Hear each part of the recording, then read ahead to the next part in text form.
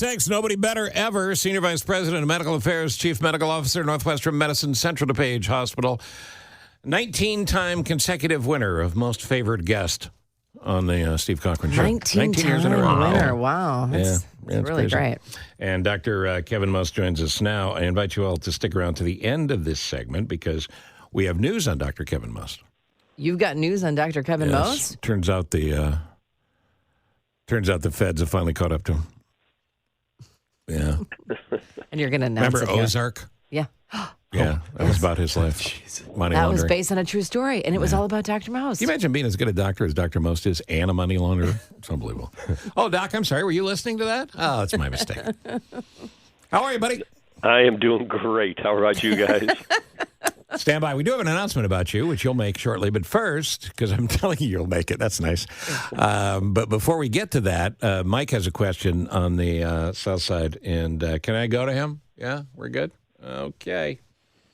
It's always an experiment on this show to try to get two calls on at one time. It's like, do we cut the red wire or the green wire? Run faster on the treadmill. Mike's on the south side. What's your question for the doc? Hi, guys. Hi, Dr. Most. Thanks for your time. I'll cut right to the chase. Granddaughter, she's 10.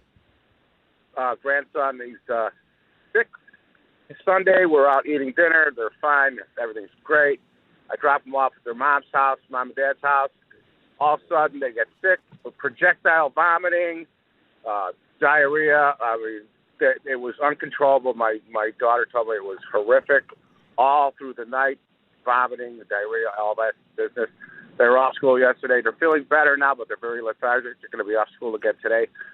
And my wife told me that she was talking to another lady that her grandkids were real sick like that, too. I was wondering if there's kind of a virus going around with the kids or something like that, because they couldn't control themselves on both ends. It was horrific. Yeah, and, that's the thing. That's a great test of how much you love your kids and your grandkids, because you're walking into a war zone there.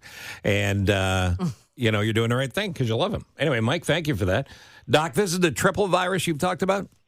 Well, no, the triple virus is all the upper respiratory. This is more, stomach and GI virus. And if they both started at the same time, Mike, and that close after eating someplace, I would look to see what they ate, to be honest with you. Yeah, and at the same restaurant. Yeah, exactly. It could be a little case of just a little food poisoning there. Mm-hmm.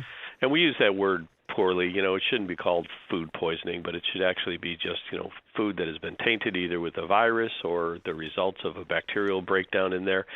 A lot of these are self-limiting, so certainly that's great. It sounds like they're on the road to recovery. They will be a little lethargic. They've lost a lot of fluids, so the biggest thing for them is get their fluids back up. They're dehydrated still. So whether you're giving them Gatorade, orange juice, soda even though you don't want to give these kids soda, you want to get as much fluids back into their system as you can, because like you said, for a couple of days they've been losing quite a bit of fluids, and they are well behind and dehydrated. I can assure you that. And nothing else you need to do. Follow-up question to that, if you're taking follow-up stock. Pat Brady was drinking Gatorade for grown-ups. And what I'm talking about is like the Pedialyte thing that was a huge deal when my kids were growing up. This is like Gatorade, Lyte. Same kind of vibe. I thought Gatorade already provided that, and is that just a marketing thing, or is that a real deal? Yeah, Gatorade actually is now coming out with what they're calling, this Gatorade Light or whatever, but it's essentially water with electrolytes in it. So they're getting away, they're looking at people saying, don't drink sweetened drinks, stay away from all the sweetened sodas and that. So what Gatorade said is, hey, we got to make sure we move on this. And they got away from that and really just got it back to more water with electrolytes, so that it looks like it's not Gatorade, but it's certainly fulfilling the exact same need. And it's interesting, that we're talking about this for adults, and it's Pedialyte, pedia meaning children, obviously, but this is exactly what Mike should be giving his grandchildren here, is just something to get their fluids and electrolytes back in balance. Yeah, it's called Gator Light, Gator, Lyte. And Dr. Most, would that, when you say food poisoning, would that be something like a Campylobacter, or could it be along the lines of Salmonella? Because I know there's different variations of it. Or is it just, they had a sour stomach from something they ate? Yeah, it can be the whole spectrum. We have a lot of viruses, rotaviruses. We have a lot of viruses that can cause this. We have a couple of bacteria. Bacteria that cause it, it's usually going to last a little bit longer. So like you said, Campylobacter, E. coli, C. diff, there's a whole bunch of bacteria that can cause it. But really, this one might have just been some bad food, which could be just aged food that just wasn't good, or it could be the remnants of a viral infection. So it runs a course all the way from bad food all the way to viruses and bacteria. But as short-lived as this was, just a day or so, you won't ever get to the bottom of what caused it. And as far as the respiratory thing that's going around, prevention tips or dealing with it tips, anything you want to say there? Yeah, last year we were talking about the triple-demic, and this year it looks like it could be potentially what we call a quad-demic because we're throwing another bug in the mix here. RSV, COVID, influenza were the three that hit last year and hit pretty hard. We're still pretty fortunate up here right now. We're still very low for influenza. COVID cases are on the rise here, and we are seeing more RSV. And now we're starting to see outbreaks of a bacteria called mycoplasma across the country with a fairly large outbreak in Ohio. So we're starting to see more of that as well. What's mycoplasma? What? It's smaller plasma. Just don't throw another name in there. It's not like regular-sized plasma. It's mycoplasma. What? Yeah, people say mycoplasma. I've never heard of it. And I say, well, I bet you have. Have you heard of walking pneumonia? Oh, yeah, walking pneumonia, absolutely. Well, walking pneumonia is just a term we give for people with an infection with mycoplasma. And usually what it is, it's a bacteria that can actually act more like a virus, and you just your doctor might see you and say, hey, you know what, I think this is viral. Try this inhaler. You might try steroids, but they won't put you on antibiotic appropriately because that's their thought process is the vast majority of these are viral. And then sometimes this will persist, and then you might have the doctor say, hey, you know what, I want you to take a Z-Pak or Biaxin or doxycycline. And then what he's doing now is he's covering himself for the mycoplasma to make sure that it wasn't just a virus. So we're seeing more and more outbreaks. Matter of fact, there was a large outbreak in Ohio, about 150 kids just in one county, which is pretty substantial when we see numbers like that. So the announcement, and then we'll come back and talk about other medical things. My friend Dr. Kevin Most and I are not breaking up. As a matter of fact, he's stuck with me. But he has made a decision to make some changes in his life, again, that don't involve dumping me. So tell everybody what's going on, Doc. Yeah, you know what, Steve, after almost 34 years of medicine and over 20-plus years of doing this, I've decided I'm going to retire. I'm going to take a step back and spend some more time with family and friends. And it was not an easy decision, but it was one I think that was made with some great thought. And sorry it's so sudden. But I'll tell you, when you make a decision like this and you try to decide is it the right decision, I'll give you a little example of why this just rings so true to me. When I was 10 years old, and my brother Kurt, who you know well, was 12 years old, my dad brought us to the Butterfield Country Club and dropped us off for our first day of caddying, our first job. Kurt and I are born 2 years apart on the exact same day. Wow. June 17th, both 2 years apart. Kurt is retiring on December 31st as I am. Wow. Wow. Started our work on the exact same day, ending our work on the exact same day, and our birthdays are 2 years apart on the exact same day. So when things like that line up, I think you're making the right decision. Yeah. Well, you are making the right decision, and the service that you have provided and the information that you continue to provide, and I'm not kidding when I say this. Look, Dr. Sanjay Gupta, nice career. You've done well. There's literally nobody better than Dr. Kevin Most. He's the best. At presenting medical information, advice, observations, in a way that the rest of us can understand it. You are the GOAT. And, so many times, Kevin, Dr. Most, the GOATs retire and they say they're going to spend time with their family, and it turns out to be, they don't want to spend time with their family. I know you love your family, so I know you actually will. But will you still be able to do this hit with us on the show occasionally? Oh, yeah. Oh! Yep. Thank God. I wanted to make it about me. Finally, we got there. Yeah, you and I will talk about what kind of a schedule we have and what we can do. There's well, we'll talk later about some of the other things. What Yes. news? Congratulations. But also, like Steve said, will you not only do this here, but will you still tinker around in some medical things? I probably will. You know, I'm very fortunate to have a medical license to practice here in North Carolina and Maryland as well. So I've probably spent a little bit more time in North Carolina and look for some opportunities there. Steve, you remember our good friend Todd Dempsey, who Sure. just tried to qualify for the Champions Tour and fell a little bit short, but he'll be on a short list to get on tournaments. I've had discussions with him of, caddying for him a few times. Wow. That'd be fun. Cool. Yeah. So I definitely will keep busy, that's for sure. But I'm not exactly sure what the next page is, but looking forward to turn the page and see what's there. Wow. You deserve it, man. Wow. You deserve every bit of it. And we love you, and we thank you for doing this. We thank you for continuing this. Scheduled to be determined. But don't be frightened, listeners. We still have time. You'll be here it's for not us. happening tomorrow.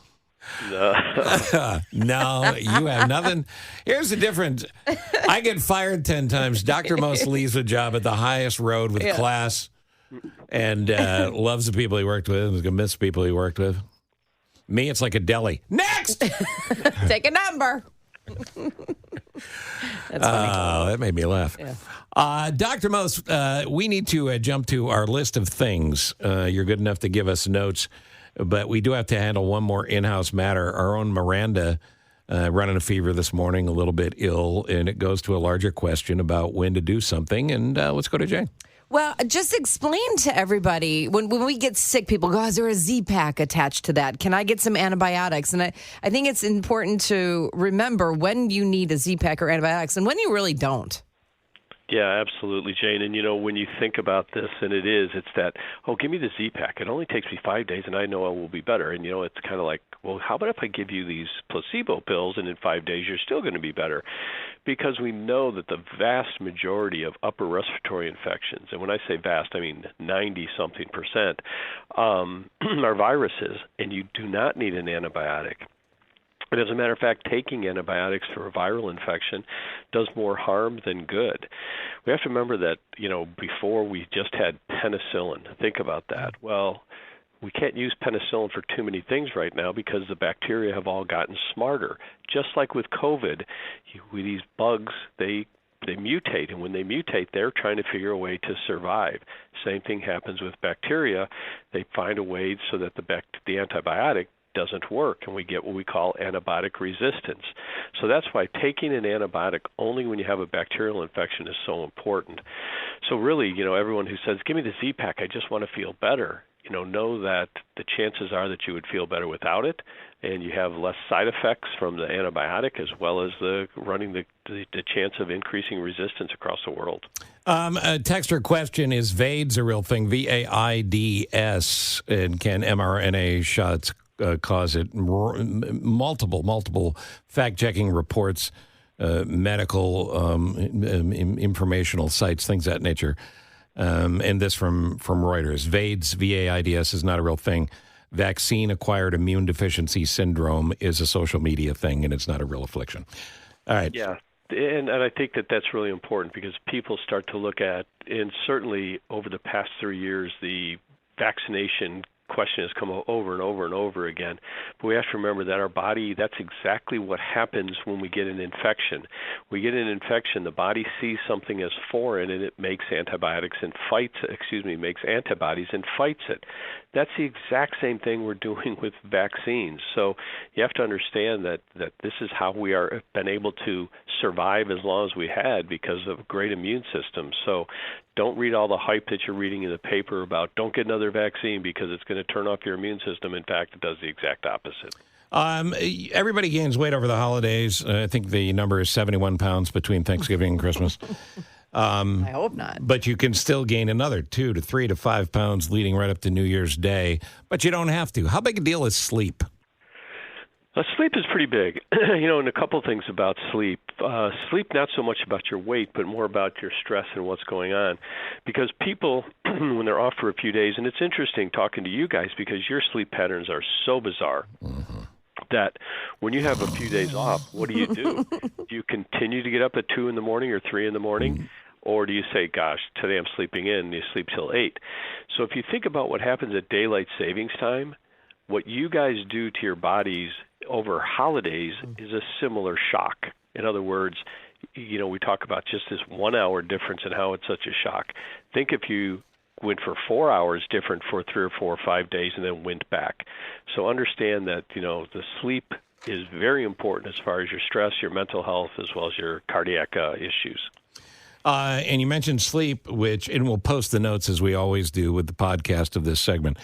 And the notes are great. There's a number of other great tips about staying healthy through the holidays and not putting on weight. But sleep leads, obviously, to obstructive sleep apnea. We know more and more people have it. Certainly being overweight doesn't help, but that's not necessarily the causation of it. There's lots of reasons you could deal with it, and there is a medical breakthrough here, apparently. Well, we're close to a medical breakthrough, it appears. And, people have probably seen the commercials with the CPAP machines and how frustrating they are and look and say, gosh, if I could never sleep with that on. But people who have obstructive sleep apnea understand that if they don't sleep with that on, bad things happen. So essentially what this is when you're lying down to sleep, the muscles in the back of your throat and the back of your neck collapse upon each other, and they block the airway. Your body can handle that for a little bit. It's kind of like holding your breath. However, once the body says, hey, I need oxygen, it's going to startle you awake and it's going to open up that airway. And what happens, that's exactly what the CPAP machine does, is it keeps that airway open so that you don't have these episodes of where you're not breathing, which can happen hundreds of times in people with sleep apnea. So the CPAP machine, obviously very uncomfortable, loud, obnoxious at times. So there are some other surgical things that can be done. But now they're looking at a medication, actually, which will be, I hate to say, it's great to just take a medicine, but this is one where I think a medicine will absolutely help. It appears that we have a medicine that will stimulate those muscles in the back of your throat to keep them constricted so that they don't collapse and so that you do not have these episodes where you're not breathing at night. Yeah, because sleep apnea is incredibly dangerous, cardiovascular problems, and the sensation largely is when you get sleepy and dopey during the day. That's an issue, and most likely you have a sleep apnea problem. And a simple sleep test will do it, to get a sense of where you are. Absolutely. We're doing, if people say, I don't want to go to the hospital and do sleep tests, well, we're doing more and more of them at home. So, it's certainly something that if your spouse or if your loved one or if your significant other says, hey, you stop breathing or you're snoring really loud, certainly get that looked at. Because like you said, certainly daytime sleepiness, that's one thing. But when we look at hypertension, we look at heart problems, we look at the bigger problems with sleep apnea, it's certainly there. So, and they say, well, I don't want to wear this CPAP machine. Okay, there's other things that we can do, and hopefully this phase 3 clinical trial, which will be starting really soon here, will pan out because the initial part of the phase 2 study looked really promising as far as the results. Jane, last word. Well, just really quick, going back to the notes we're going to post about tips for the holidays. Of course, we have to manage our drinking intake, but one of the things you say is between your drinks, have a glass of water or tonic water. Is tonic water really a good substitute for regular water? Well, it's not so much that it's a great substitute for regular water, but it takes the social stigma away. So people see somebody standing there with a glass of tonic, they don't know whether it's a gin and tonic or a vodka tonic. And believe me, a lot of people around the holidays feel that way. They don't want to be embarrassed by having, just a bottle of water. So if you want to protect yourself from the social side of it and the personal side of it, this is still good and healthy for you versus having another alcoholic drink. That makes sense. Dr. Kevin Most, stepping down, retiring from his 34-plus years with Central DuPage Hospital and that system through the various incarnations and obviously all these years with Northwestern Medicine. They're lucky to have you. You've done more publicity for Northwestern and the healthcare system than anybody ever has. And you're just an amazing guy, and I'm proud to have you as a friend, but you've been such a great resource to the listeners, and I'm glad we're going to be able to continue this because even on days when you say my schedule's tight, I'm going to pretend I'm sick so you come on. Hey, we've been doing it for decades. You've been friends for decades, and I think we made a little bit of a difference along the way. So. Yeah, and we'll continue to do so. Thank you, buddy. That's great. You got it. Thanks, Dr. Most. Take care. Dr. Kevin Most. What a good guy. He's so good. Are we clear? Dead weight. I'm so glad we're done with him. Oh, jeez. I'm kidding. Wow. Kidding. I love the guy. He's one of my great friends in life. He's a little older. A little older. And looks a lot younger. Is he still going to be your doctor? Yeah, he's not technically my main doctor because, it's a whole conflict of interest thing. There's a crew. I've got a team of doctors. I can fill Soldier Field with my doctors. Like a pit crew. Someday you all hit 60 and you'll see that doctors on speed dial become a necessity.